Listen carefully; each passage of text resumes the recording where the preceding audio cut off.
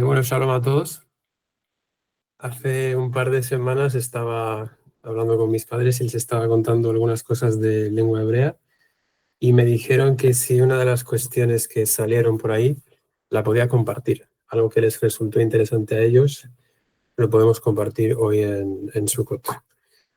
Lo primero que quiero decir es que me podéis interrumpir en cualquier momento. Esto no es un monólogo, esto puede ser un diálogo. Si tenéis preguntas, no hay que levantar la mano a mí, no hay que, me podéis interrumpir y decir, oye, ¿y esto qué es? ¿Y esto a qué viene? ¿Y esto por qué nos interesa? El asunto lo voy a compartir con un PowerPoint. He preparado aquí una diapositiva en la que poder escribir para que, no sé si me podéis permitir compartir. Ahora mismo puedo compartir. Vamos a ver si lo intento. Si me deja. Parece que sí. Sí, estoy compartiendo, vale. Bueno, pues la presentación tiene que ver con un rabino llamado Yitzhak Kaduri, el cual reconoció a Yeshua como Mashiach. Hay varios rabinos a lo largo de la historia, desde el mismísimo Pablo hasta nuestros días, y este es uno de los contemporáneos, uno de los recientes. Aquí podéis ver que he puesto las fechas de su nacimiento y su muerte: 1898-2006, murió a la edad de 108 años, después de haber vivido mucho y muchos acontecimientos. Estuvo vivo en la Primera, Segunda Guerra Mundial, la inauguración del Estado de Israel, todas las guerras posteriores de Israel y hasta nuestros días prácticamente.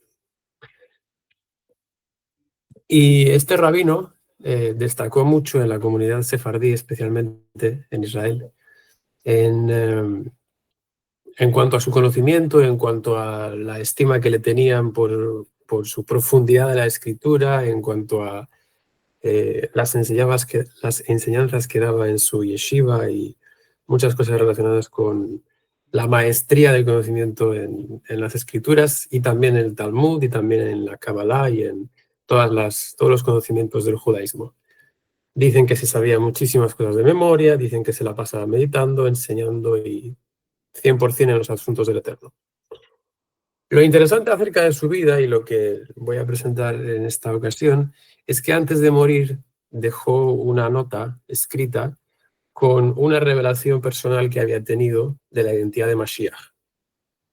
Un año o dos antes de morir habló con sus estudiantes en la yeshiva y dijo: he visto a Mashiach, he hablado con él, he interactuado con él, me ha revelado su nombre, os voy a decir cómo se llama, y dio algunas, por así llamarlas, profecías más acerca de los acontecimientos que habían de ocurrir antes de que él viniese, de que Mashiach viniese, y dijo que la revelación de su nombre la daría a través de una carta o de una nota, más concretamente. Esto no llega a carta, es una nota.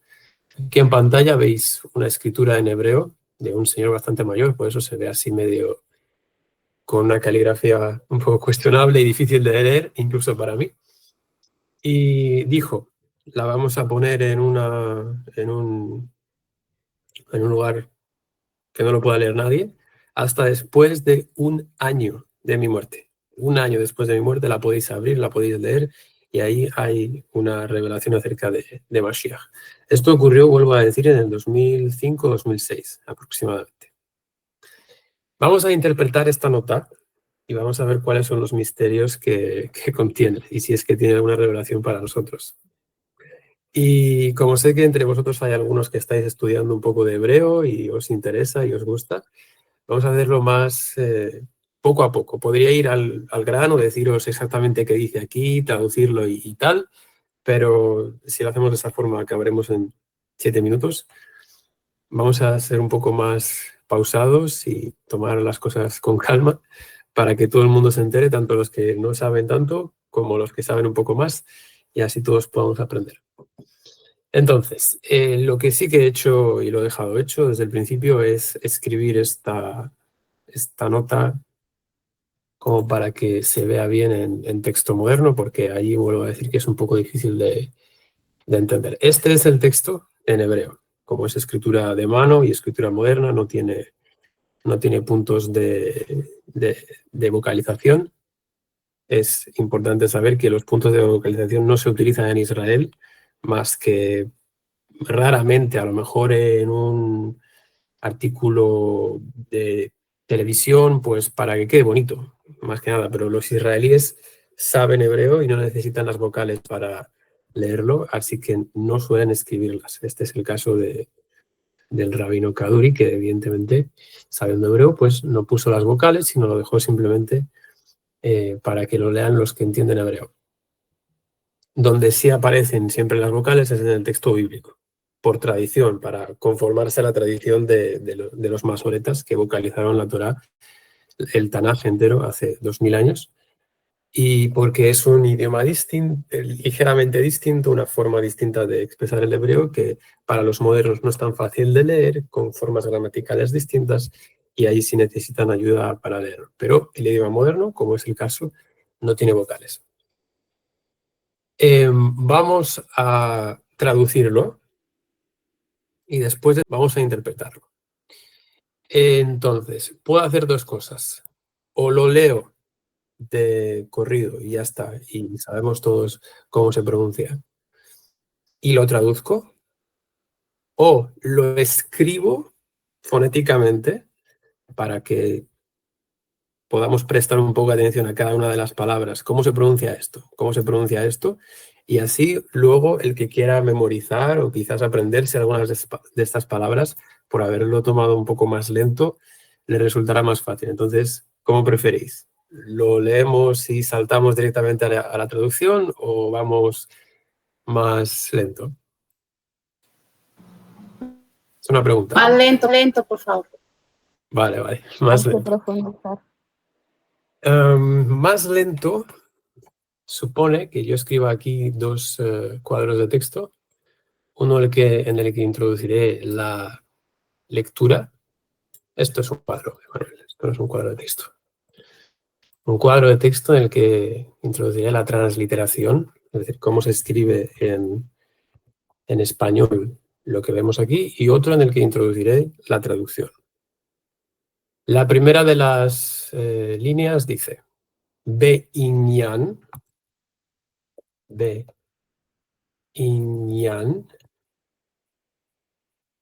HR, apóstrofe, T, y eso os lo explico después, Shel Mashiach. Voy a hacer otro cuadro en el que poder poner la traducción, ¿vale? En paralelo, en la izquierda pondré la transliteración y en la derecha la traducción. Aquí tenemos Beinian, significa en cuanto a o concerniente. HR, apóstrofe T, es una forma en la que los judíos expresan una frase más larga solamente con la primera letra de cada frase. Es un acrónimo, básicamente. Aquí donde hay Hey, Resh, Tav, esto es un acrónimo de la frase más larga, Harashei Tevot. Harashei Tevot, que significa las cabezas. ¿Cómo lo...? Si tuviera que traducirlo, significa algo así como de las cajas o de las arcas, pero se refiere a las cabezas o las principales letras, las letras principales o el acrónimo. ¿Se ha entendido eso? Para los hebreos, en la mentalidad o en la cosmovisión del judaísmo, en vez de decir las letras, se refieren a ellas como arcas o cajas o contenedores. ¿Contenedores de qué? De ideas, de conceptos, de sonidos. Y de Rosh, que es la cabeza, viene Rashei o Roshei en plural, las cabezas de las letras o las letras que están a la cabeza de una frase más larga. Se está refiriendo a el acrónimo. No sé si se ha entendido eso. ¿Me lo confirma alguien? Para que sepas si lo tengo que explicar un poco mejor o alguien se ha quedado un poco atrás. Vamos, esto es un acrónimo que hace referencia a un acrónimo. O sea, no es es un acrónimo en sí mismo porque son las primeras letras de una frase, pero al formar parte de toda esta frase se refiere a un acrónimo también, que lo vamos a ver más adelante. Y luego, entonces, voy a quitar esto de, o lo voy a poner entre paréntesis, el acrónimo. ¿Sí? Y luego, Shel Mashiach, del Mashiach.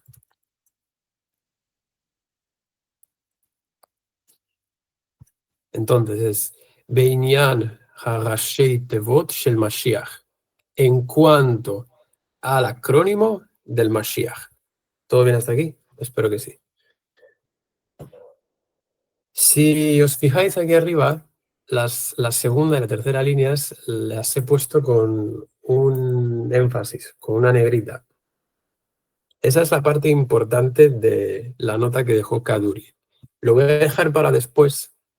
Me voy a saltar aquí un par de espacios y voy a ir a las dos últimas filas, que son la manera en la que él concluye la nota, porque es lo que menos nos interesa, no es el centro del asunto.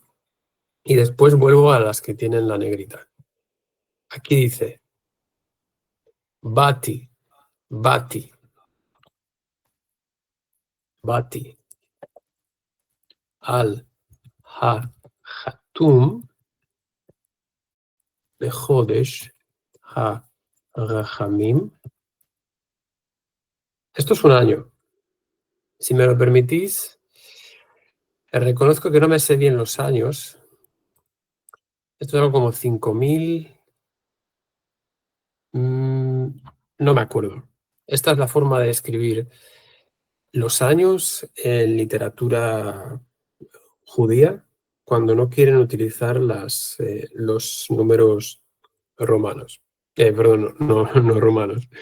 Iba a decir eh, europeos. Vamos a ponerlo de esa forma, no son romanos. Pero en todo caso, esto es algo así como 5700. No recuerdo. Vamos a decir el año. ¿Vale? Para que conste. ¿Qué significa esto? ¿Cómo se traduce? Me salto las dos líneas. Las tres primeras palabras, Bati al Hatum, son una expresión un tanto hebraica que si lo traduzco literalmente suena raro en español, así que luego hay que explicarlo. He venido sobre la firma. Es literalmente lo que dice. Bati es yo vine o yo he venido. Vine sobre la firma Bati al Hatum, quiere decir firmé o firmado por mí. Firmado por mí. Esas son las tres primeras palabras, más o menos interpretadas o reinterpretadas en nuestro idioma, lo que tiene sentido para nosotros. Y luego las siguientes que dicen Bejodesh Arahamim, en el mes de las misericordias. Y añade el año. Firmado por mí en el mes de las misericordias y añade el año. Finalmente aquí abajo, Yitzhak Kaduri. Su nombre. Este es el contexto de la nota. Primero nos dice que la nota tiene que ver en cuanto al acrónimo del Mashiach, o es concerniente al acrónimo del Mashiach, la revelación que él iba a dar del Mashiach que se le reveló. Y después firma que es él quien lo ha escrito, para que conste que no es una falsificación, que no se lo han asignado a su nombre. Porque tenemos una foto. Si esto estuviera simplemente en boca de alguien, ¿quién lo creería? Pero teniendo una foto de su escritura y esto es su escritura, no hay forma de dudar que es esto a lo que él se refería. Todo el mundo sabía que él iba a dar esta revelación acerca de Mashiach, era algo público y él quiso asegurarse de que quedaba la evidencia de que él era la fuente de esta palabra. ¿Qué dice realmente el acrónimo? ¿O qué dicen realmente las dos frases que hay en medio? Poniendo un poco de espacio, la segunda de las frases dice Yarim ha'am veyochiach. Y voy a poner también la siguiente. Shed varai vetorato ondim. Por cierto, voy a quitar esto que se ve muy feo. Así mejor. Yarim ha'am veyochiach shed varai vetorato ondim. Esta es la parte importante. El verbo yarim significa elevar o levantar. Él levantará ha'am al pueblo. Va a escribirlo en hebreo. Veyochiach. Y probará o demostrará que Shedvarai, que mis palabras, Vetorato y su Torah, Ondim, permanecerá.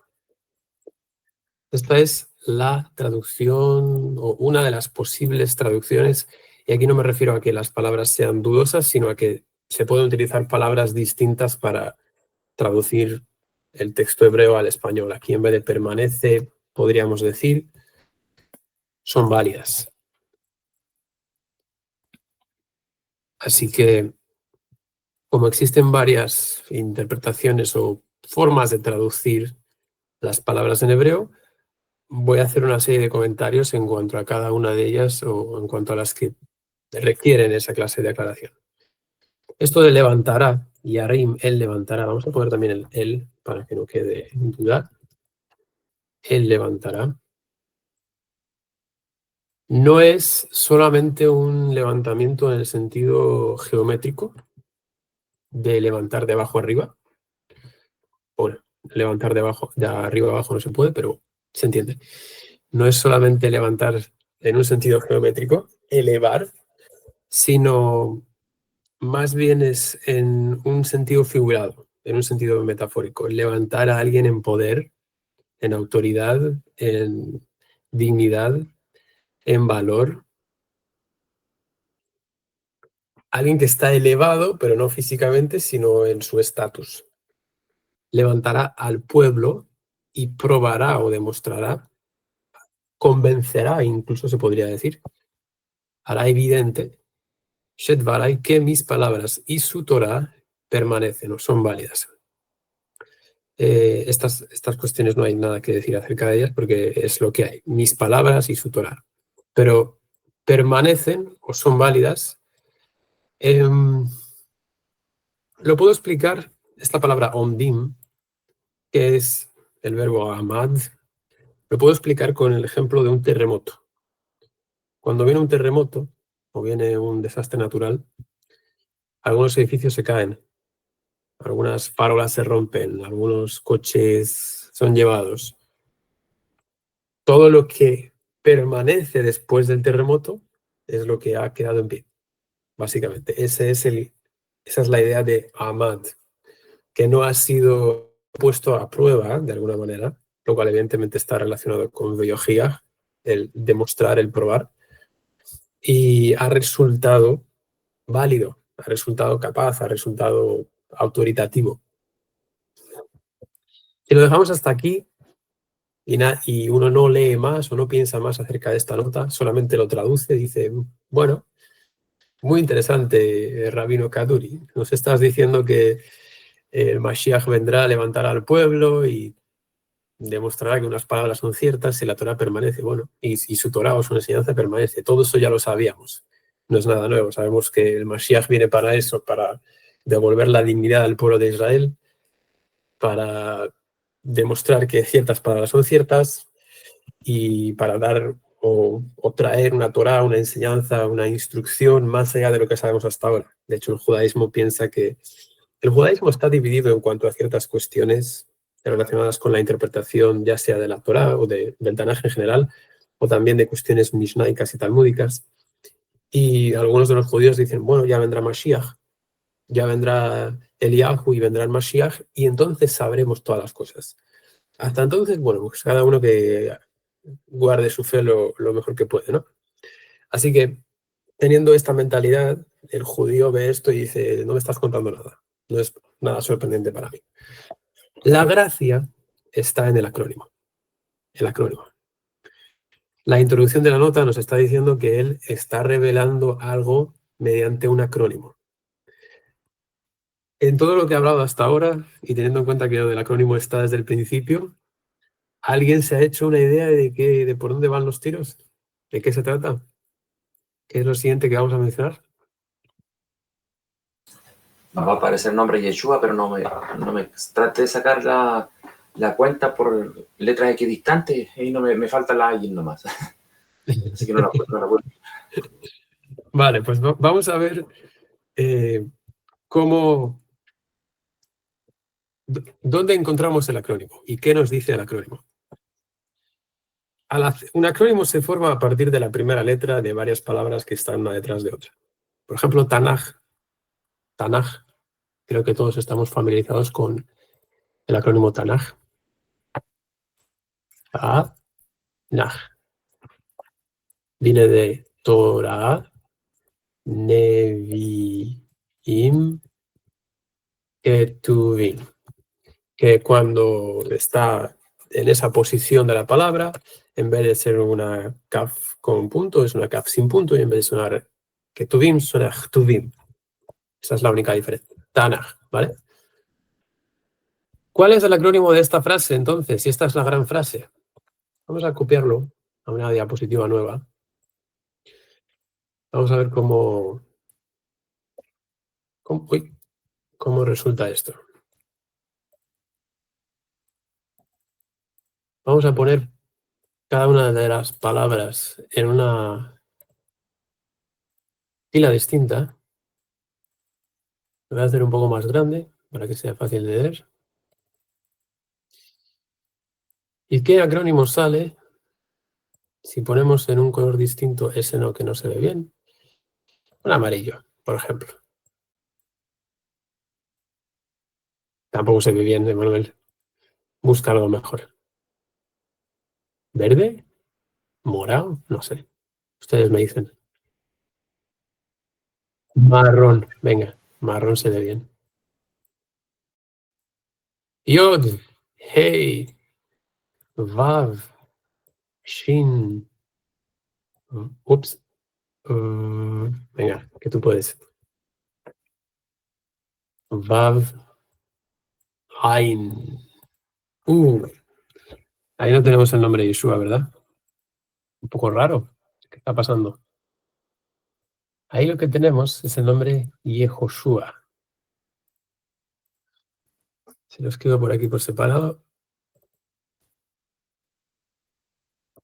tenemos Yod, Hei, Vav, Shin, Ai. Yehoshua. ¿Qué está pasando aquí? ¿Por qué el rabino Yitzhak Kaduri, al revelar el nombre de Mashiach mediante un acrónimo, escribió Yehoshua? Es confuso. En primer lugar, porque no es un misterio para los judíos que el nombre de aquel que vino hace 2000 años no era Yehoshua. Ellos saben que era Yeshua. ¿Por qué lo escribió de esta manera? Eso es una primera pregunta que uno puede hacerse. La segunda de las preguntas es ¿por qué lo escribió con dos Vav? Si alguno de vosotros está familiarizado con el nombre de Yehoshua, ahora me refiero a Josué, el sucesor de Moisés en la escritura, su nombre no se escribe con esta Vav aquí, se escribe sin ella, se escribe así. Bueno, para que quede evidencia de todo lo que estamos hablando, voy a hacer una copia y voy a quitar esta de aquí. Este es normalmente el nombre de Yehoshua bin Nun, el sucesor de Moshe, en la escritura, este de aquí. ¿Por qué Rabbi Yitzhak Kaduri lo escribió con dos Vavs? Bueno, existen varias teorías, una de las cuales es que él tenía un amigo que era, ¿cómo se llama? Era un periodista, me parece. Un periodista que se llamaba Yehoshua. Y él se podría haber estado refiriendo a ese señor. que ese señor iba a ser el Mashiach o algo por el estilo. Esto es lo que dicen algunos de los judíos escépticos que quisieron negar todo esto, porque no podían admitir que Kaduri se estuviese refiriendo al Yeshua de Nazaret. Evidentemente esa no es la explicación. Otra explicación que algunos ofrecen es que el nombre de Josué sí aparece con Vav en la escritura, y de hecho el verso está en Jueces 2:7. Si alguien lo quiere leer en hebreo en algún momento después, lo voy a dejar por aquí anotado para que conste. Vamos a escribir en Jueces 2:7. Es la única vez en la escritura en la que este nombre, el nombre de Josué, el hijo de Nun, sucesor de Moisés, aparece con esta Vav de aquí. El resto de las ocasiones aparece sin ella o directamente aparece el nombre Yeshua, escrito en Esdras y en otros lugares. Entonces, ¿cuál es la explicación? La explicación es un poco mística. Tiene que ver con que el rabino Kaduri era un gran cabalista. Aquí no estamos familiarizados con la cábala porque sé que mi padre no habla mucho de cábala. Así que voy a hacer una breve mención, un resumen muy conciso de qué es la cábala. Y luego explicaré cuál es la relación con Kaduri. Cábala significa literalmente aquello que ha sido recibido, vamos a decirlo así. Kabbalah es lo que ha sido recibido. Según donde vayas a consultar la definición, lo puedes entender de una forma u otra, pero esa es más o menos la idea, porque lekabel, el verbo lekabel es recibir. Kabbalah es el objeto del verbo, lo que he recibido. Los judíos dicen que el conocimiento de Elohim viene por 3 vías. La vía de la Torah de Moisés, a la que también llaman la Mikra, la Torah Shebe'al-Peh,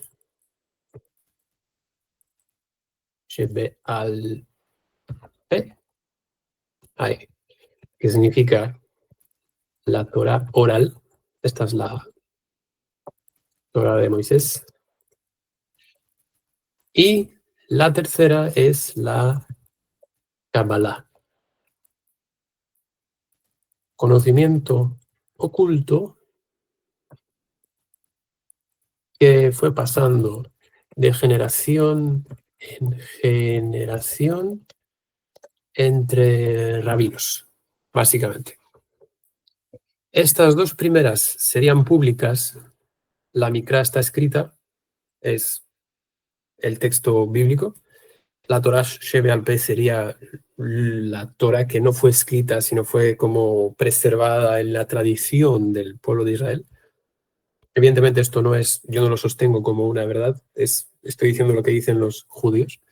Y la Kabbalah sería el conocimiento más profundo de la Torah, más místico, más, incluso podríamos decir, que contiene revelaciones y cuestiones sobrenaturales, el cual, por ser tan importante, no fue transmitido mediante una escritura, sino que lo sabían solamente los más elevados en conocimiento, los grandes rabinos. Y el gran rabino se lo revelaba solamente a unos pocos. Y como fue pasando de generación en generación, de sabio en sabio, solamente entre los electos, fue un conocimiento oculto que eventualmente fue recibido, Kabbalah. Por no darle demasiadas vueltas al asunto, los textos más importantes de la Kabbalah son el Zohar y algunos más. Y entre ellos existe una práctica que se llama la gematría, o gematria, como se diga, como lo quiera uno decir en realidad. La gematría sería un estudio del valor numérico de las palabras. Se ve que algunos de los sabios de la antigüedad sabían que cada letra tiene un valor numérico, y si tú coges una palabra determinada, ya sea el nombre de Yeshua, ya sea la palabra Maim, ya sea Shabbat, Elohim, cualquier palabra, puedes contar el valor numérico que tiene. sabiendo el valor numérico de una palabra, puedes encontrar otras palabras en la escritura que tengan el mismo valor numérico. Por ejemplo, Av, que es una de las primeras palabras en el diccionario hebreo, Av, Aleph, Bet, que significa padre, su valor numérico es 3. ¿Por qué? Porque la primera letra vale 1 y la segunda vale 2. Av. Cualquier otra palabra, Shabbat, Shabbat, Shin, Bet, Tav, son 300 más 400 más 2, 702. El nombre de Yeshua es 10 más 300 más 6 más 70, Yod, Shin, Vav, Ain, que en total son 310, 6, 316, 386. Creo que eso es bastante fácil de entender, ¿no? Él, volviendo al Rabino Kaduri, el Rabino Kaduri, siendo un maestro cabalista, un maestro de todos los conocimientos del judaísmo, desde la Mikra, que es la escritura del Tanaj, hasta lo más místico y oculto y revelado solamente a los sabios, tenía en consideración este tipo de conocimiento de la gematría o gematria y lo utilizaba y hacía sus cálculos. Hay gente que se dedica a esto toda su vida y lo único que hace son cálculos para encontrar relaciones numéricas entre la profecía y el cumplimiento y un montón de cosas. Así que dejó en este texto un ejercicio académico, un ejercicio cabalístico de gematria. Yo os voy a explicar cuál es. Estas dos palabras de aquí, Yarim Ha'am, si hacemos la cuenta, si le sacamos la cuenta, tienen un valor de 375. No vamos a contar por no perder el tiempo porque hay que contar todas las letras de todo el verso o de toda la nota. 375. Y este valor numérico 375 equivale en la escritura al nombre. ¿Alguien se puede imaginar a qué nombre es mientras lo voy escribiendo? Yeshua. No. Acabo de decir antes que Yeshua era ¿cuánto? 300. Ah, pensé que sí, 300 y algo dijiste. No recuerdo bien. Equivale al nombre Shlomo. Shlomo. El nombre Shlomo es 375. ¿Y quién es Shlomo? Es Ben David. Shlomo es el hijo de David. ¿Se capta la relación?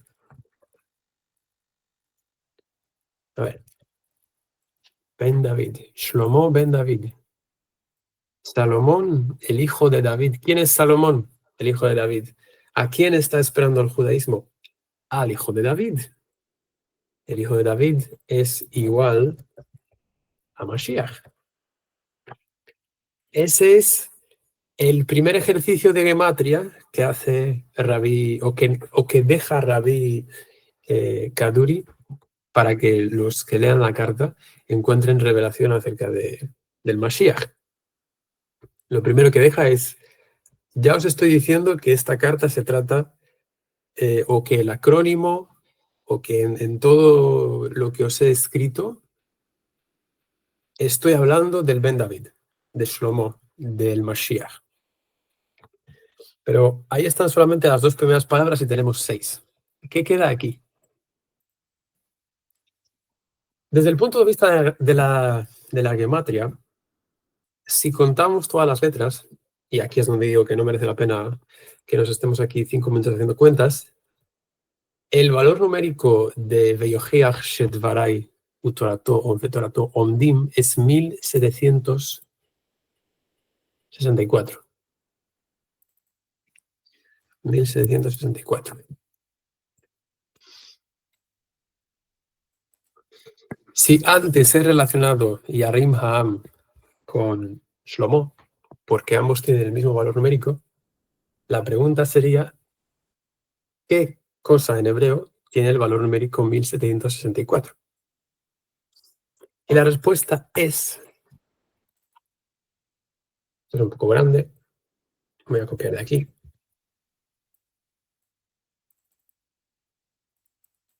4 veces Emet. Emet, Emet, Emet, Emet, Emet, Emet. El valor numérico de la frase verdad, verdad, verdad, o verdadero, verdadero, verdadero, verdadero, es 1764. Esto no es especulación. El judío habituado a la gematría tiene todas estas cuentas sacadas de antemano. O sea, yo a lo mejor tengo que hacer el cálculo porque yo no hago cábala, no hago estudios de gematría ni mucho menos. No me paso la vida haciendo cuentas. Pero los que están profundamente dedicados a esto, ellos se saben de memoria el valor numérico del nombre del tetragrama, de la palabra verdad, de la palabra Brit, de la palabra Israel, de todos los nombres importantes, de todas las expresiones importantes, Gen, Esed, Or, Adam Kadmon, y no solamente de palabras, sino también de expresiones compuestas, Brit Olam y así, un montón. Ellos se lo saben de memoria. Entonces, encontrarse con este número, ellos cuando ven este número ya saben, ya están relacionando o asociando en su mente, este número aparece 4 veces otro número que me conozco. ¿Me explico? Que no hay que hacer demasiada especulación numerológica para buscar. La especulación numerológica la hace el que no sabe. Pero una vez que ya te sabes todas estas cifras de memoria, saltar de una a otra y asumirlas es muy fácil. Así que, a lo mejor, si esto a alguien le parece que es como sacarse una palabra de la manga, os garantizo que desde el punto de vista de un cabalista no lo es. Porque para ellos esto es lo casi evidente, que ni siquiera hay que pensarlo mucho. Hasta aquí, Kaduri nos está diciendo que habla del hijo de David, del Mashiach, de Shlomo, y que lo que está diciendo es verdadero a la cuarta potencia. Verdadero, verdadero, verdadero, verdadero. O la verdad, la verdad, la verdad, la verdad. Pero queda pendiente resolver la parte del acrónimo. ¿Por qué Yehoshua con 2 vals? Y aquí hay que hacer un poco de trampa. Pero en realidad no es hacer trampa, porque lo más probable es que él lo dejase así a propósito, exactamente para que el que tiene ojo para ver se dé cuenta de lo que él hizo y lo haga también. Pero antes de decir qué es, voy a volver a la traducción para sacar en evidencia dónde está este cambio. Si leemos la traducción, él levantará al pueblo, él el Mashiach, y probará o demostrará que mis palabras, esto es lo raro, mis palabras y su Torah permanecen o son válidas. Cuando lo escribí antes, ¿hay alguien que se fijara en este detalle? Mis palabras. Esta palabra de aquí. ¿No suena un poco raro? ¿Por qué Kaduri escribió mis palabras? ¿Las palabras de quién? ¿Las palabras de Kaduri? O sea, está revelando que el Mashiach vendrá y demostrará que las palabras de quién son válidas. Sí, la Torah queda claro. Su Torah, la Torah de Mashiach. Torato, esta O de aquí, nos dice que es la Torah de Mashiach. Bueno, no quiere ponerse la tilde. Sí, porque estoy en el teclado hebreo. Torah. Venga, ha salido. Pero ¿por qué Kaduri dijo mis palabras?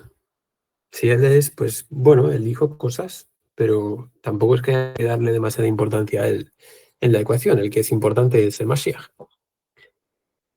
Lo que habría tenido más sentido es que él dijese sus palabras. Sus palabras y su Torah permanecen. Si él conoció a Yeshua HaNatzori, Yeshua de Nazaret, se leyó el Brit Hadashah, entendió cuál era la Torah de Mashiach, en vez él creyó en las palabras de Yeshua, creyó en la Torá de Yeshua, y le está diciendo al pueblo que Mashiach se manifestará para levantar al pueblo y demostrar que todo lo que él habló, en lo que dijo en el Brit Hadasha, es cierto. Pero para eso aquí, en vez de tener Shedvarai, Dvarai, hay mis palabras, hay, debería ser Shedvarav. Esa es la diferencia gramatical entre mis palabras y sus palabras. En vez de Shedvarai, con esta yod de aquí, la palabra debería terminar en una vav. Así.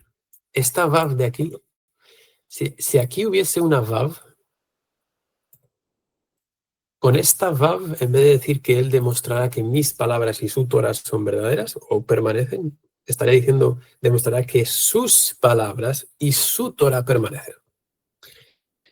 ¿Cuál es el problema? ¿Por qué no lo escribió así? Porque si lo escribiese así, la cuenta ya no sale. Aquí habría que añadir una vav. Bueno, una vav quiere decir un 6. Y el número sería 1770. 1770 ya no es emet, emet, emet, emet. Ese es el problema. Pero él quiere hacer cálculos. Y él quiere dejar ahí un mensaje encriptado para que solamente un conocedor de gematria lo pueda comprender. Entonces, lo que él probablemente quiere o quiso que nosotros hiciéramos era que agregásemos esta vav, pero para mantener el equilibrio de la ecuación, la quitásemos de aquí. Esta vav se va de aquí y se pone aquí. Donde antes decía veyojiach, esta v de aquí, esta vav de aquí, se va y se pone aquí al final. Y en vez de decir y probará, veyojiach, pero que no os esté perdiendo saltando de una a otra, vuelvo a decir, antes decía veyojiach y probará. Quitamos la vav de aquí, quitamos la i, ponemos un punto. La vav la pegamos al final de Shedvarav y queda que sus palabras. Él levantará al pueblo, punto. ¿Quién? Shlomo ben David, el Mashiach. ¿Qué hará? Yojiach Shedvarav vetoratu omdim.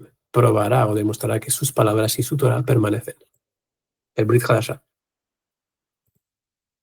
Ahora, al haber hecho este cambio, haber quitado la vav de aquí y haberla puesto al final, el acrónimo que queda es ni más ni menos que el nombre de Yeshua.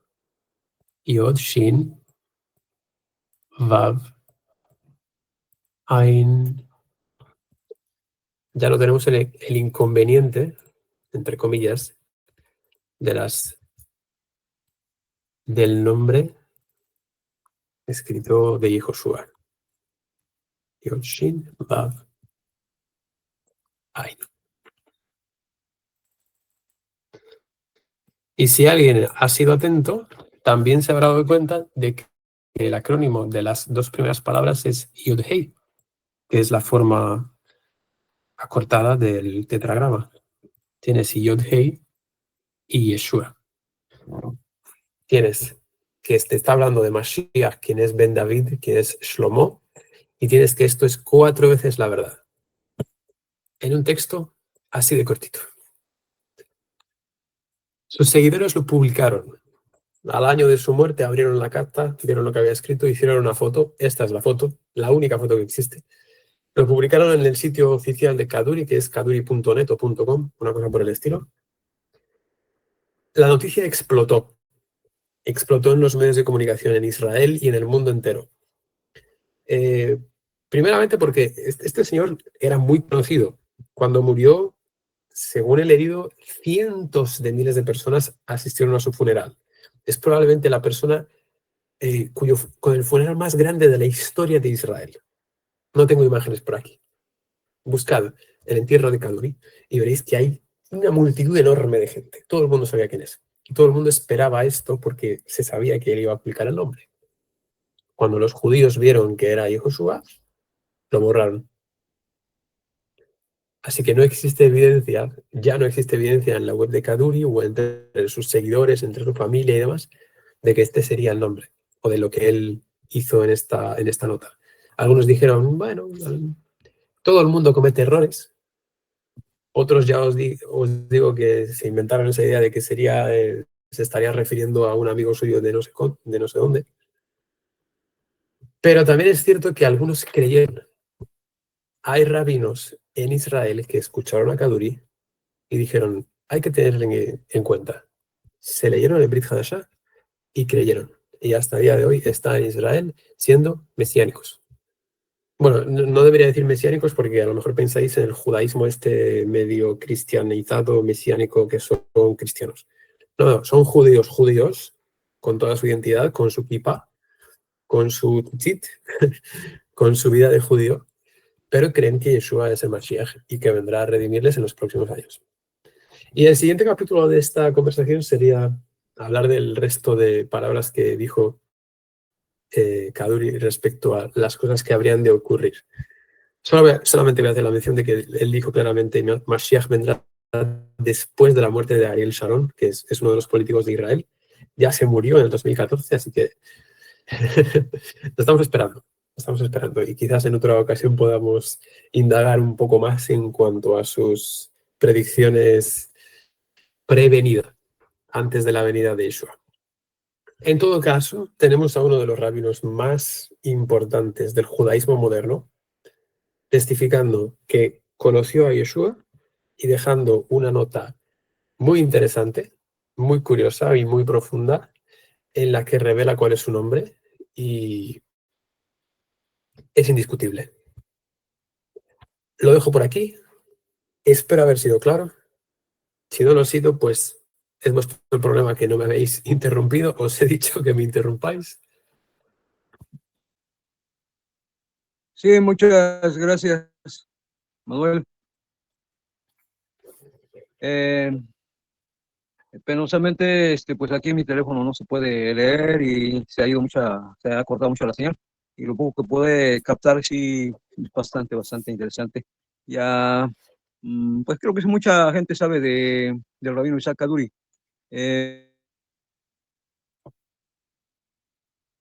Pero no todos saben lo que dejó escrito. Y esa parte es lo más interesante. De alinear, las letras hebreas con las mismas, con la misma gematría, ¿no? Bastante relevante y enseña confirma lo que hemos aprendido desde un principio, ¿no? ¿Quién es Yeshua? Para los rabinos, para el judaísmo rabínico, aun cuando tiene un peso, porque Isaac Kaduri, pues sí, es un rabino que tuvo mucho peso creo que hasta la fecha, dentro del judaísmo, pero aún así se atrevieron a borrar su nombre. Qué tremendo eso, ¿verdad? Aun cuando una autoridad de ellos les ha revelado una verdad que no va a ser nunca jamás quitada, porque se mete. Entonces, aún así, han cerrado sus ojos a lo que dejó escrito esta autoridad de ellos. Pues muchísimas gracias, Manuel. No pude captarlo, espero que quede no sé, en algún PDF o en un audio para volver a escuchar y volver a captar más claro esto, porque es bastante interesante. Muchas gracias. De nada, supongo que lo habrán grabado y lo subirán a YouTube, así que cualquiera que pueda o quiera revisarlo podrá verlo en el canal. Por cierto, los que aprendéis un poco de hebreo, especialmente José, no sé cómo no te has fijado, que aquí hay una yod. Cuando escribí el texto, lo escribí mal. Puse una yod donde hay una vav. Mira, la palabra torato, esto es una vav, ve, to, Eso. ra, o. Eso es una vav larga y bonita, de arriba hasta abajo. El punto es que al final de la palabra Torah, en su escrito, hay claramente una vav. No hay duda de que es la Torah de él, la Torah de Mashiach. Y yo aquí en la transliteración, en la escritura hebrea, he puesto una yod. Torati, mi Torah, y no es el caso. Aquí tendría que haber una vav. Torato. Lo mismo aquí. No es una yod, es una vav. Aclaración, para que conste. Para que nadie se quede con la idea de que por alguna casualidad su frase en realidad dijo mi palabra y mi Torah. La frase de Kaduri. No, aquí está la evidencia clara que es la Torah de él. Una pregunta y un comentario. Manuel, el hecho de que Met es decir, haya que sumar 4 veces el valor numérico de la palabra Met, si ese número 4, Met, ¿significará algo? Independientemente del hecho del valor, ¿no? De que se haya que multiplicar por 4 el valor de Met. Yo digo como tal el 4, repetirlo 4 veces, que es Emet. Es como una Los ángeles dicen, reafirmación, ¿no? los querubines dicen santo, santo, santo 3 veces. Algo tendrá de relevante la repetición. Exacto, ¿El por qué? eso No puedo decirte exactamente el qué, pero si está ahí por algo será. me llama la atención que sean 4 veces, porque generalmente se utiliza 2 o 3, pero no 4. Y quería Ay, decir que, no. En gematría, todas las veces que tú quieras. Por ejemplo, estaba revisando algunos escritos recientemente y hacen cálculos. Otros judíos que también son creyentes en Yeshua dicen que Yohanan Es una Hamatbil, Juan el verdad, Bautista, es una afirmación absoluta. Sí. sí, Es una afirmación que este es el nombre y que esta es una verdad y que no podrá ser quitada jamás. Sí, jamás. Es una conclusión mía personal, así lo entiendo. Sí. Yeshua decía totalmente. Emet, Emet, o sea, 2 veces. Siempre usó esa veces 2 formas antes de explicar lo demás. De Es cierto, es verdad, cierto. os les digo. Sí. Amén, amén. Entonces son la frase de este rabino que está revelando el nombre de Yeshua, es que es una verdad absoluta que no podrá ser quitado jamás.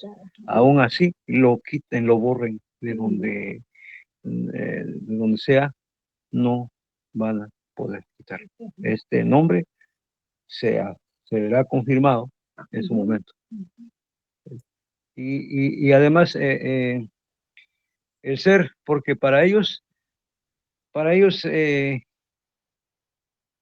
es un misterio oculto de sus ojos, el nombre de Yeshua y Yeshua mismo. Ellos creen en Elohim, en el Elohim de Israel, en el Elohim de ellos, creen en la Torá que se le dio a Moisés, observen sus leyes, creen básicamente todo. Pero lo que no creen es que para ellos no puede eh,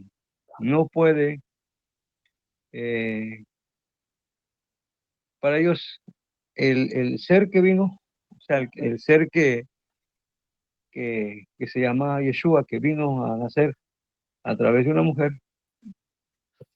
para ellos eso es imposible que un hombre o que ese es el Mashiach. O sea, no creen que él es el Mesías, para que me entiendan. ¿Sí? Entonces, ¿por qué? Porque ellos dicen que no es hijo de David. No, no se conoce su padre.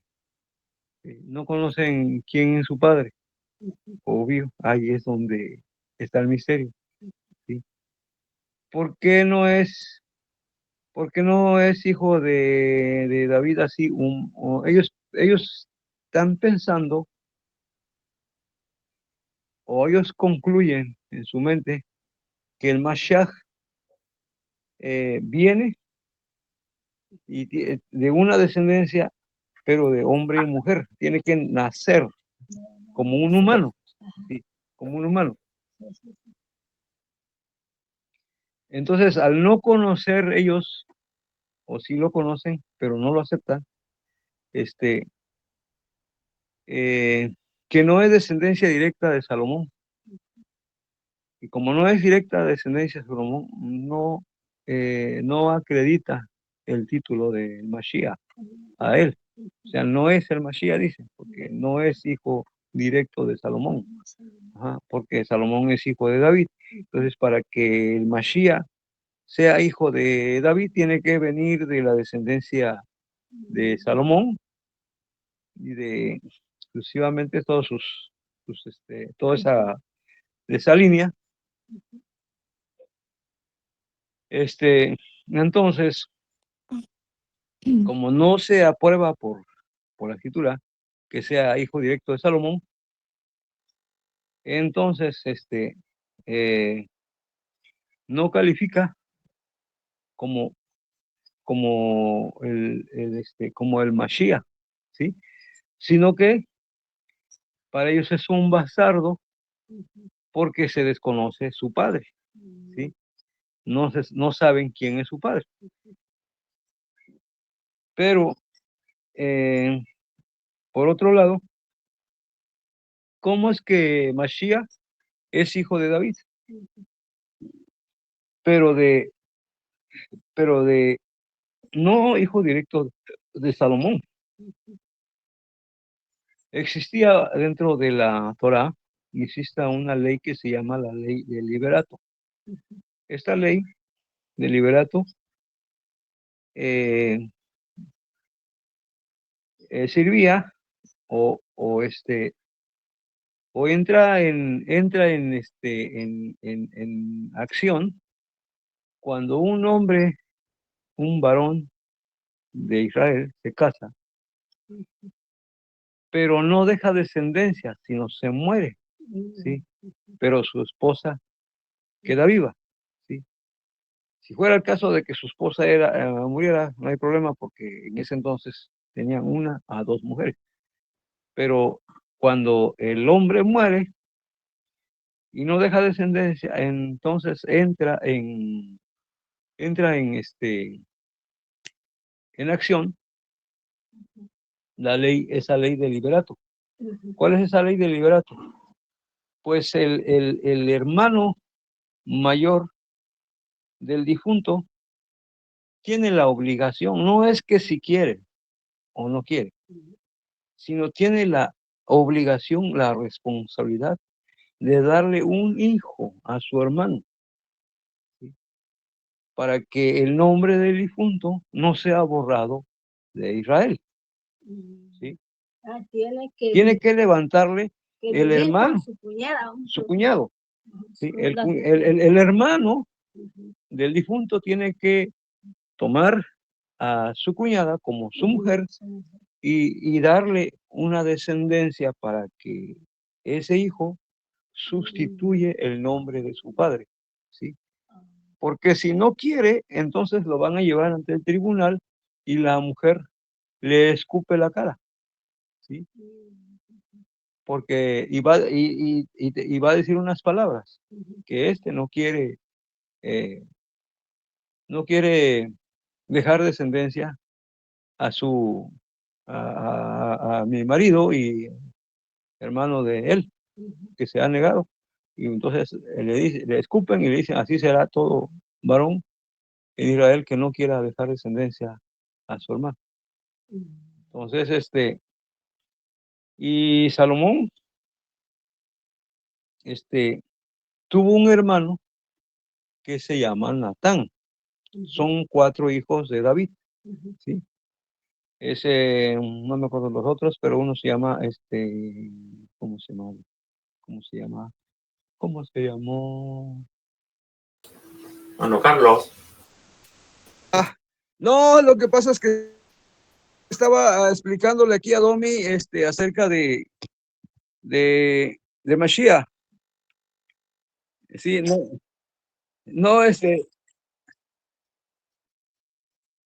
no, no, estaba por accidentalmente. Estaba No bueno me la di cuenta. explicación. Hermano, siga nomás.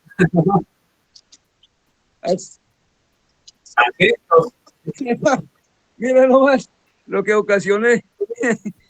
Sí, hermano, dele. Es que le estaba explicando aquí a Domi, porque Domi estaba preguntando qué es esto, cómo es, y entonces le empecé a platicar un poquito.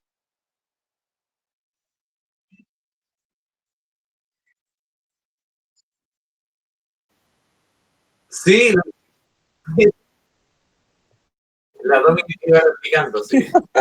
Iba replicando, hermano. Pero que siga, pues, Sí, hermano, por termine favor, la idea. termine porque estaba interesante. Está. Bueno, pues ya, sin querer queriendo, como dicen por aquí en México. Bueno, pues sí, ahora a ver si me acuerdo, porque estaba muy centrado y ahora ya, sí, a ver si nomás se me había borrado los datos. Bueno, pues voy a explicarle voy a seguir explicándole a Domi. Entonces, este asunto, ¿a dónde me quedé? ¿A dónde me quedé? Los hermanos. Sí. Que David tuvo 4 hijos. ¿Alguien puede mencionar estos los nombres? Porque no me los sé. Bueno, los tengo a Salomón y a Natán, pero los otros 2, bueno, no son tan interesantes, ¿no? No son relevantes. Pero el caso es que tuvieron los 2, nada más, los 2. Estos 2 son los más importantes. Cuando el hermano, perdón, el esposo moría y dejaba la viuda, su hermano mayor tenía la obligación, no es que si quería, sino es una obligación, es una ley. Tenía que dejar descendencia a su hermano. Así que tomaba su cuñada como mujer y le daba un hijo, para que el nombre de su hermano no fuese borrado de Israel. Entonces Salomón tomó la mujer de Natán y le dio un hijo. Le dio un hijo a Natán, y de este hijo viene la descendencia del Mashiach. No de forma directa de Salomón, pero de parte de la ley de liberato. Si por la ley de liberato le da un hijo a su hermano que falleció y que no había dejado descendencia. Y estas cosas lo saben los judíos, pero no lo aprueban, se cierran el ojo, se tapan el ojo. ¿Sí? Entonces, por eso es que Yeshua cumple para ser el Mashiach o el Hamashiach de Israel, que él es el que ha venido, no vendrá, sino ha venido ya desde hace 2000 años para restaurar a Israel. Por este lado, por esta parte de Natán, cuando llegó el tiempo, el Malach, un ángel, fue a Miriam, a la que fue esposa de Joseph, de José, y le anunció, ¿sí? Le anunció que ella iba a tener un bebé y que se le llamaría Yeshua, ¿sí? Porque y a José también le anuncia, no fue no nada más a Miriam, también a José, porque José decidió dejar secretamente a Miriam, porque se encontró que había concebido en su vientre, ¿no? Había quedado embarazada. Entonces él decidió dejarla, pero el malaj, el ángel, le habla en visiones a José. Le dijo, no temas de dejar de tomar a Miriam como tu esposa, porque lo que ella ha concebido es de... Entonces él la tomó, pero también, a ver si aquí no me equivoco, pero también su abuelo, quien fue tutor de ella, era de la descendencia de Natán, ¿sí? Donde de parte de sus padres y madre se conjunta o se juntan las dos jerarquías para que Yeshua sea el rey de reyes y el sumo sacerdote, que se dice en español, pero en el hebreo se dice Cohen Gadol, el gran sacerdote. Es por eso que Yeshua es el sumo sacerdote y el rey de reyes, que no figuró como rey cuando vino, ¿sí? Ese papel se va a ver en el tiempo venidero.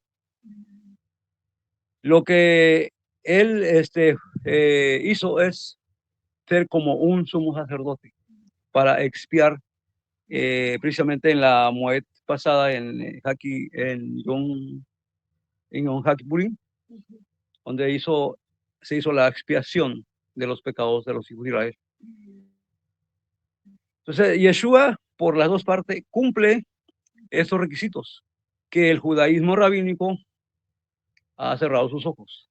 No quiere ver eso, no quiere aprobar eso, pero en su momento será aprobado, en su momento se les abrirá los ojos, sí o sí, y ahí es donde todo Israel cree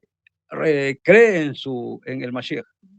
Ya no lo estarán esperando porque ya vino. Entonces, eso es el caso problemático entre el judaísmo rabínico. Han puesto una venda en sus ojos y no ven que Yeshua cumple esos requisitos que exige la Torah, ¿sí? Aun cuando lean a Moisés, ¿sí? Cuando lean a Moisés, le dijo Elohim a Moisés, entre tus hermanos levantaré a un profeta como a ti. ¿Sí? Le dio indicaciones claras. Levantaré a un profeta como a ti. Y el que no oiga las palabras de ese profeta será desarraigado de su pueblo. ¿Sí? No sé si fui claro. El hermano Daniel puede agregar otros datos ahí para aclarar esto. La verdad, no fluí mucho, que estaba creo que mejor en el principio así, explicándole a Domi, pero después me dio risa porque pues es maravilloso esto, la verdad. Me estaba gozando y me sigo gozando. Con ustedes, mis hermanos, yo creí que tenía el micrófono apagado y bueno, pues ya concluí esta charla. Sí. Eso, mi pensamiento se fue a enseñar. Bueno, a ver quién sigue. Yo ya terminé. Una disculpa por interrumpir. Solo quería decir que entró así, En el momento encajó justo. perfectamente para activar el micrófono que hemos pensado que estás compartiendo con nosotros. Sí. Es decir, que estás continuando con el tema y estás hablando. Estaba usted hablando muy serio y una voz muy calma, muy tranquila, muy centrada. Y nosotros todos aquí, ojos y oídos, porque era la historia real del Mashiach. Y pensamos que simplemente quiso hablarnos a todos. Ha sido impresionante y Bueno. muy hermoso. Lo único que quiero que no se malentienda es lo que dijo al final sobre el abuelo, ¿vale? Que no se refería, el hermano Carlos no se refería al abuelo de Miriam, sino al abuelo de Yeshua, ¿vale? Pero ahí se hizo una confusión y solo quiero que se entienda bien claro, ¿vale? Estamos hablando del padre y de la madre de Miriam, su madre, ¿vale? La madre de Miriam era descendiente de la casa de Aarón, lo que decía que tiene la línea del sumo sacerdote, ¿vale? Y la línea del padre de Miriam es descendiente de la casa de Natán, a diferencia de José, que se llamaba todo igual con el mismo nombre, a diferencia de José, su prometido, que luego se convirtió en su esposo, ¿vale? Que era descendiente de la casa de Salomón, ¿vale? El padre de Miriam era descendiente de la casa de Natán, el otro hijo, ¿vale? Entonces, Yeshua, por la línea de su abuelo, que es la línea paterna, que se convirtió, como dijo el hermano, en su tutor, pariente tutor, hasta que fue desposada, bueno, por entró, pasó en la casa de Yosef, que aquí Yosef pues se convirtió en el tutor del hijo de Miriam, ¿vale? El padre tutor, en ese sentido. Pero hasta entonces, la línea real que vino como descendencia vino por Latán. Por eso la profecía habla del tzemach, del retoño, ¿vale? No habla de la línea directa, sino que cuando se refiere a la línea del Mashiach, marca aquí un patrón, deja aquí un punto clave que lo menciona, va a ser un retoño, ¿vale? Entonces ese retoño se entiende por medio de la ley del levirato, de lo que sucedió al dar Salomón un hijo a su cuñada, ¿vale? Que no fue su mujer, ¿vale? Que por cierto no la tomó nunca como esposa, es una obligación ética, no tiene nada que ver con como para tenerla como su esposa, ¿vale? Pues cumplió con su deber y ya está cada uno a su parte, y la mujer heredó, es decir, la mujer de Natán heredó todas las posesiones en el hijo que le engendró, que llevó el nombre de Natán, ¿vale? Pero bueno, por esta línea se transfirió lo que es la línea real, ¿vale? Y como decía, por línea de la madre de Miriam, en Yeshua se juntan la línea real y sacerdotal, será rey y sacerdote, como dice en los salmos, aplicando a la descendencia de Mesías, del Mashiach. No sé si Irina quería decir algo en relación con el tema de Manuel, porque estaba antes de mí. ¿Sí? Vale, luego sigo. Bueno, sí, Emanuel estaba explicando algo que no terminó de explicarlo acerca de los cálculos, pero no creo que sea tampoco tan significativo. Y bueno, Era y nada. solo, Ajá. perdona que te interrumpa, era solo un comentario porque dijiste que te sorprendió que hubiera 4 instancias de la palabra Emet. Esto para los cabalistas no es raro. Hace unas semanas veía algo de Kabbalah y alguien que también es creyente de Mashiach hizo la relación entre el nombre de Juan el Bautista, Yohanan Amatbil, y el hecho de que su valor numérico es 15 veces gen. Favor, 15 veces. En sus mentes cabalistas hay algunas conexiones que yo no llego a dimensionar, así que no puedo explicarte por qué, pero que sepas que ni 4 es raro, pero ni 5, ni 6, ni 15. Sí, entiendo. Son cosas a las que no tenemos que meternos, están ahí, pero no tenemos ni tampoco son tan, es decir, no es una necesidad saber por qué significa, porque hay 4, porque hay 15, no. Lo importante es que el nombre de Yeshua está revelado por doquier. Eso es lo importante y lo maravilloso. Y nada, quería sencillamente decir que Daniel estaba hablando ahorita de proverbios y como decía que los misterios, ¿no? Que Adonai pues como que encripta, parafraseándola, encripta su palabra, su mensaje, su revelación, y es del rey pues descubrirlo, ¿no? Y a mí me sorprende cómo la familia hebraica ha sido bendecida con esto, porque en el sentido de que pues Daniel ha descubierto muchas cosas que han estado ahí escondidas para muchos, siguen escondidas para muchos, y ahora Emanuel sigue su ejemplo, que aunque es algo que no es que él descubrió por sí mismo, porque Pero entender, es decir, entender esto de este rabino y explicarlo con tanta sencillez, no creo que sea algo así simple. eh, Creo que es una bendición que hayan entendido en medio de nuestro pueblo, que nos ayuden a los demás, a los que quizás no alcanzamos a dimensionar eh, o, o llegamos directamente por nosotros mismos porque nos faltan herramientas todavía y conocimiento y eh, es una bendición poder tener esos lamed, ¿no? Esos instructores, esos. Así que quería mencionar eso nada más para agradecer. Sí, también agradecerte, Manuel, por este tiempo, estar aquí con nosotros. Imagínate si eso dice José y Irina, ¿qué puedo decir yo? Pero es importante estas herramientas, como dice Irina, y bueno, entiendo que el pueblo hebreo es un pueblo disciplinado, es un pueblo de estudio, es un pueblo de dedicación. Y entiendo que lo que tú nos has compartido es porque también le has dedicado tiempo, has estudiado, has profundizado y eso es importante porque al menos en mi caso es para ver ese ejemplo, esa disciplina y ese deseo de aprender. Así que gracias por estar con nosotros. Shalom.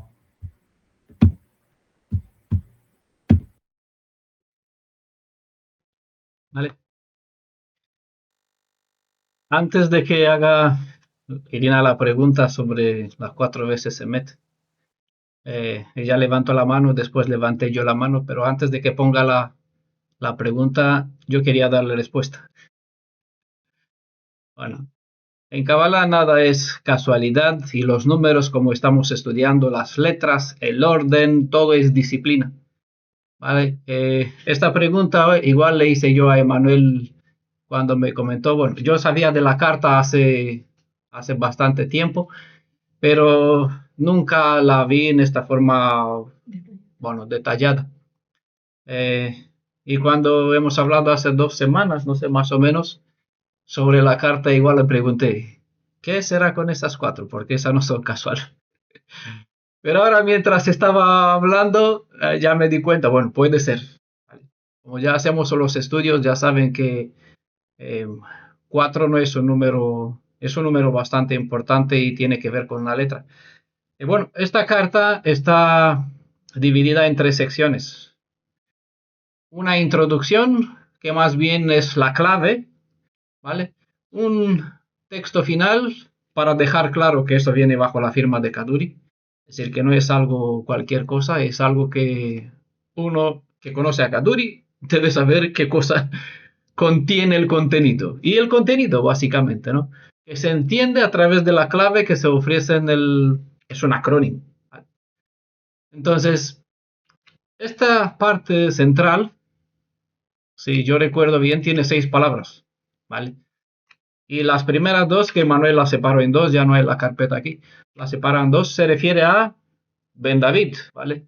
El hijo, el Mashiach Ben David, ¿no? Como sea, el hijo de la descendencia de David, normalmente es Mashiach, hablando de Shlomo, del nombre de Salomón. Y las segundas palabras, que son 4, queda aquí restante, ¿vale? Precisamente sale como 4 veces Emet, la suma de estas letras de 4 palabras, ¿vale? Sale o tiene 4 veces la suma de la palabra Emet. Emet, Emet, Emet. Como decir, cada una de esas 4 palabras contiene verdad, ¿vale? Y hay que darle la importancia. Al leerlo como le veo yo para fijar la atención, que no es un número, podría ser 2. Sí, yo también he encontrado números, valores numéricos que corresponde a una palabra repetida 3, 4 o 5 veces, ¿vale? No es nada raro, pero no es por... Yeshua decía verdad, verdad, ¿vale? 2 veces es para dejar claro, para afirmar. Ahora, el número 4, ¿vale? Ya sabemos que la Dalet, como puso aquí, es el valor de la consonante Dalet, no tiene 4 patas, ¿vale? Pero hemos aprendido por qué razón, aunque solo tiene una pata y está pendiente de caer, pues recibe el valor 4. El 4 es estabilidad, los 4 ángulos, 4 patas, todo tiene que ver con 4 es dominio, control absoluto, es decir, no hay posibilidad de que haya alguna que fallas, que tropieces, ¿vale? Entonces, esa es la... Tambaleo. ¿Eh? Un tambaleo, eso como un vaivén. Hay completa estabilidad, no hay margen de error, exacto. Entonces, esto es, creo que quiere decir esto enfatizando 4 veces emet. Las 4 palabras contienen verdad, ¿vale? Y esta verdad es absoluta, es decir, es tan segura como el valor del Dalet, que es 4. ¿Vale? Aunque parece, para la gente que por eso parece un poquito que no tiene sentido, para quien no está acostumbrado al pensamiento de Isaac Adúrico o de ese sistema de pensamiento de letra, valor numérico, sentido de la palabra, lo que es, no Kabbalah, gematría, ¿vale? Aunque bueno, tiene su parte ahí dentro. Es como yo entiendo que quiere transmitir este asunto de 4 veces repetido el asunto de Dalet. Dalet se sujeta a una pata, da la impresión que el mensaje en sí mismo no tiene mucha lógica. Y eso es lo que parece. Pero cuando tú lo desmenuzas y lo ves en la luz de lo que estamos estudiando sobre las letras, sobre el valor de las palabras, sobre el sentido, entonces vemos que tiene base, es claro. Entonces, mientras para algunos es una piedra de tropiezo, Karen, no entienden, no le parece nada relevante, es Yahoshua. Pero Yahoshua con 2 vav tampoco. Pero aunque no le cuadra, bueno, no pasa nada. Están acostumbrados a las cosas fáciles, pero quien está acostumbrado a comer carne, es decir, una comida más potente, más resistente, con más nutrientes, están dando vueltas. Eso no es casualidad, eso tiene que tener un sentido, por algo está, porque nada está puesto por al azar. Es lo que nosotros estudiamos y vemos que absolutamente todo da al blanco.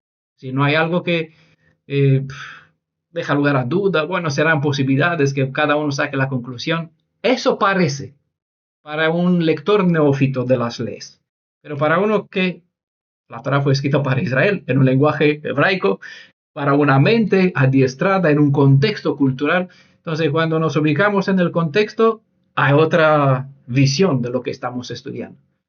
Todo lo que leyeron antes la Biblia, siendo en las iglesias ya, pues son testigos que ahora lo lee la misma escritura, la misma Reina Valera, por ejemplo, pero totalmente diferente, con otros ojos, con otra mente, con otro entendimiento que encaja de una forma perfecta una con el otro, porque no hay margen de error. Eso es lo que transmite el concepto de Dalet, de 4.